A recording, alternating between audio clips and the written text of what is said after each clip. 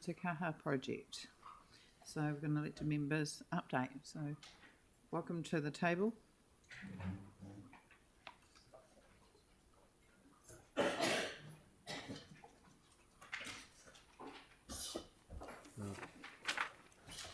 Tēnā koutou katoa. My name is David Kennedy. I'm the Chief Executive of Te Kaha Project Delivery Limited. Thank you for taking time to review our report today. The report is in front of you and it's up on the screen. I don't propose to read through the whole report, but I will give you a couple of highlights from it. And we've got the latest bit of video footage or drone footage, which we'll put up on the screen and show you, which will probably be a lot more entertaining than listening to my monotone.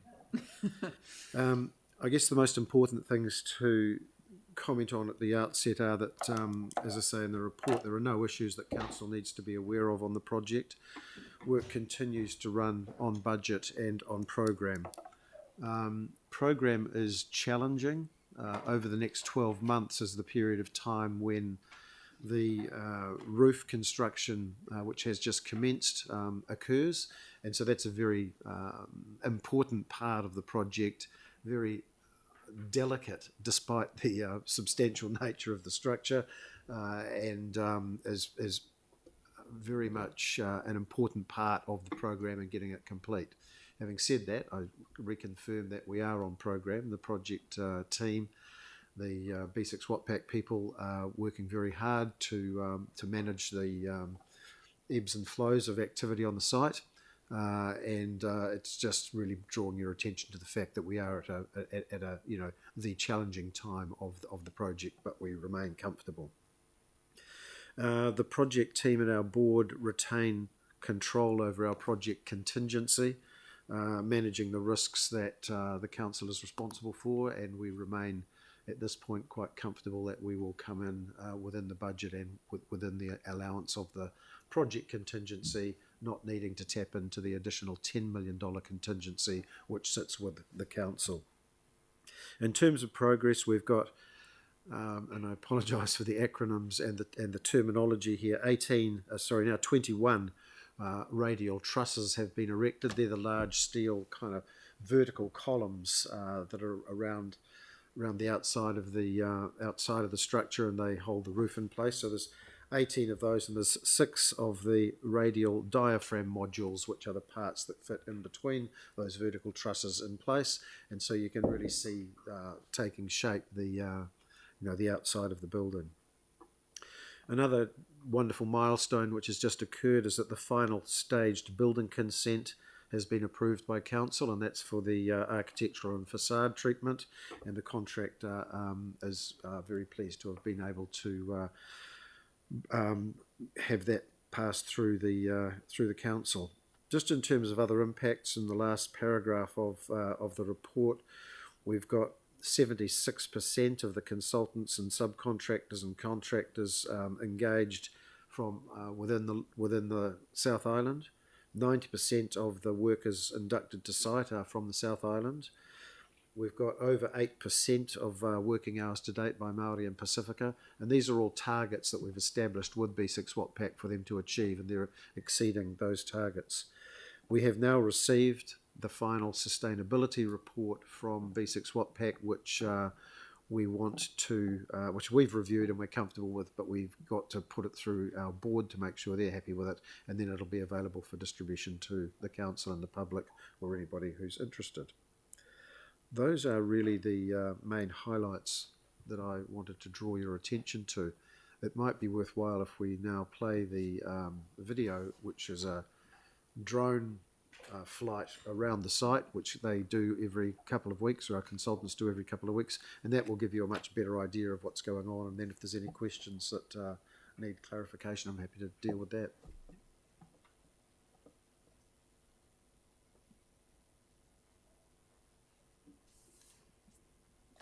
No verbal with this. No. Okay, so this is the end just by the cardboard cathedral or temporary cathedral.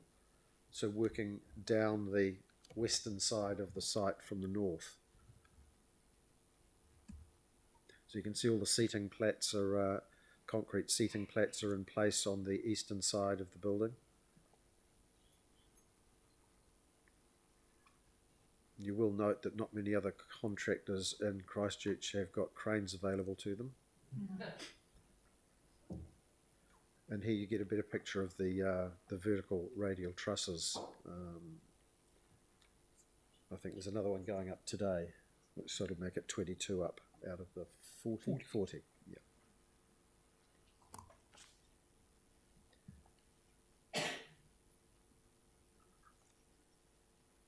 The platforms that have been built on the southern terraces there hold what are they Boom called? lifts. Lifts, yeah, boom lifts. So there's, at the end of those sort of telescope or snorkel things, there's a person in a little cage doing the welding of the parts at the top there.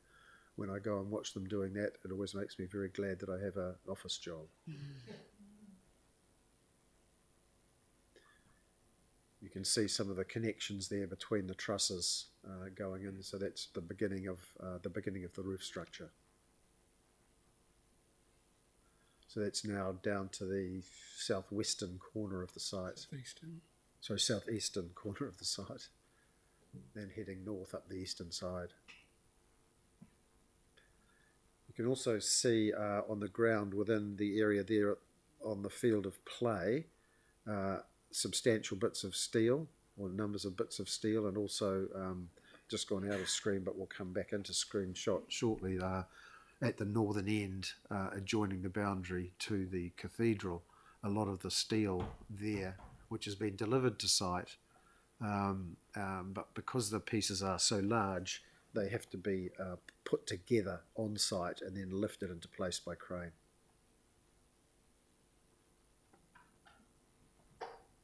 I think we've got round numbers about 280 workers on site at present. And within the under croft areas, both on the particularly on the western side, various fit out works are being undertaken as well. So wall linings and services and stuff are being put in through there.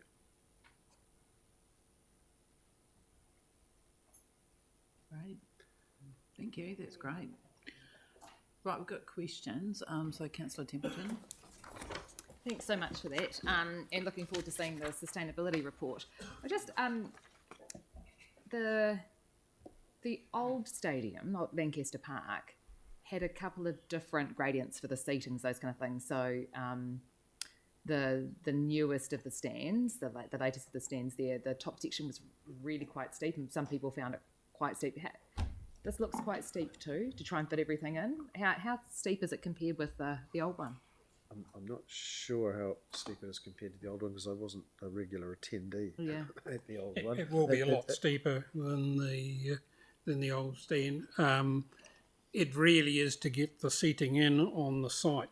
It's a big site, but when you actually take the field of play out of it, you've got a limited size that you can actually go, and the wider you actually go, and the more the less slope you have on the seating, the greater the cost because of the roof structure. You've got a bigger footprint, you've got a bigger roof to actually cover. So Is there a way for us to find or get some drawings or something which show the sort of steepness of the site at some point, the steepness of the seating?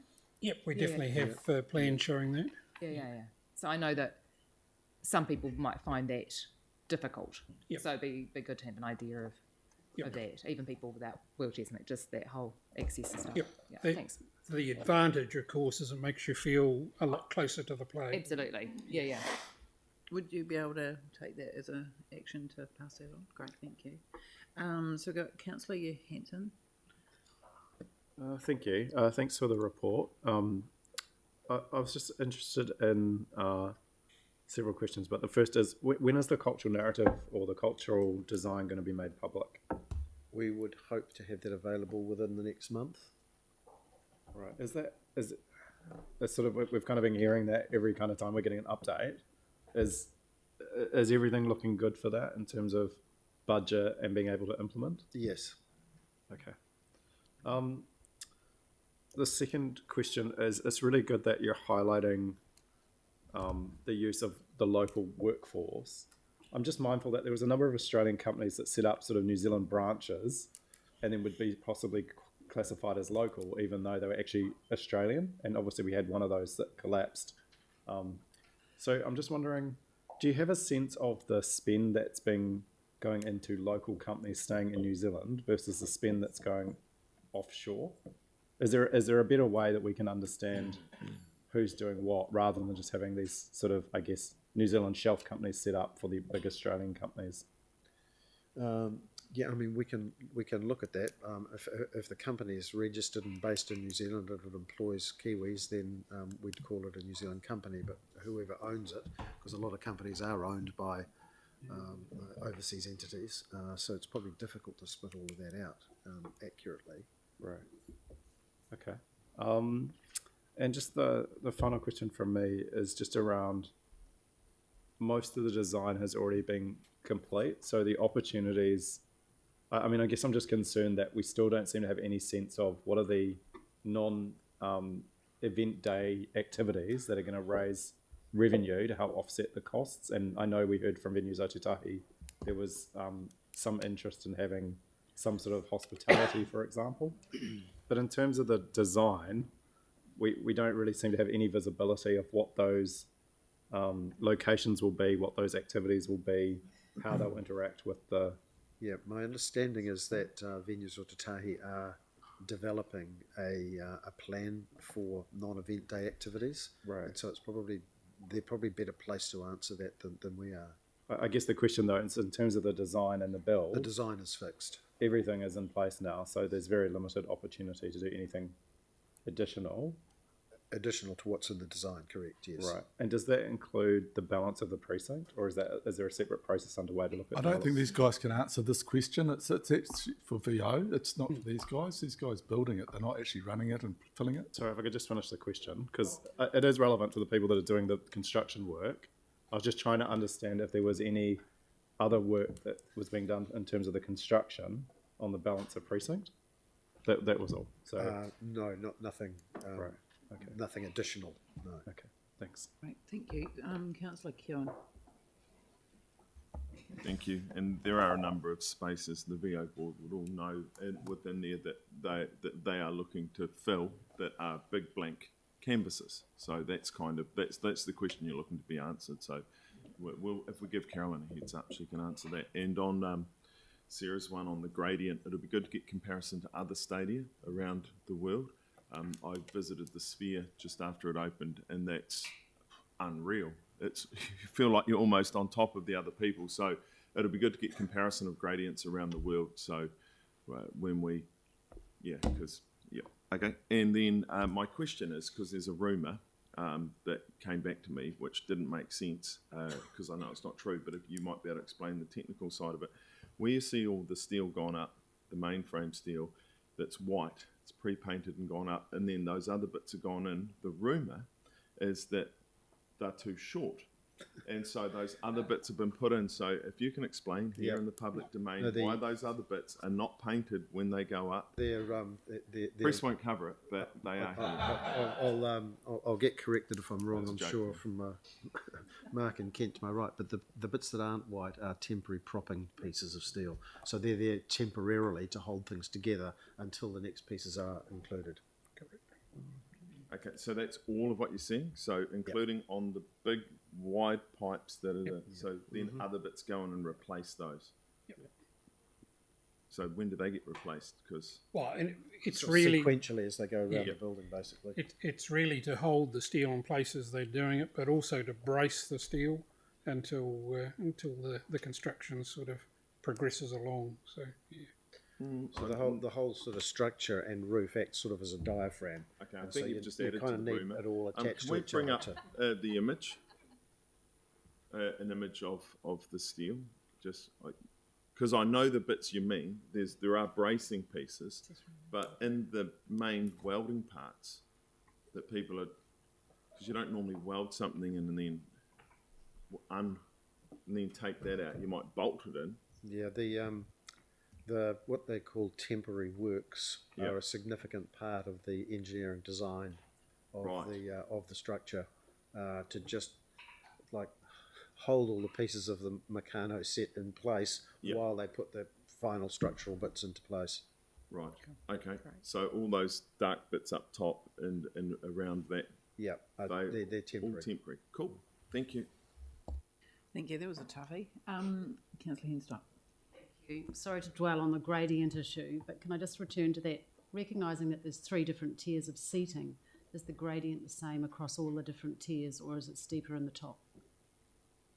Steeper in the... Yeah, I think the gradient is here. Yeah. Yeah, So we that- just have to check the plans, but yeah. Yeah, because if the concern is around accessibility for people, there may be parts of the stadium that are not as steep and easier to access. So I was just seeking some clarification on that. Yeah, correct, yeah. Great. Okay. Any other questions? No. So Councillor Keown can move the report, and Councillor Henstock second that. All those in favour say aye. Aye. Against? That's carried. So now item 8,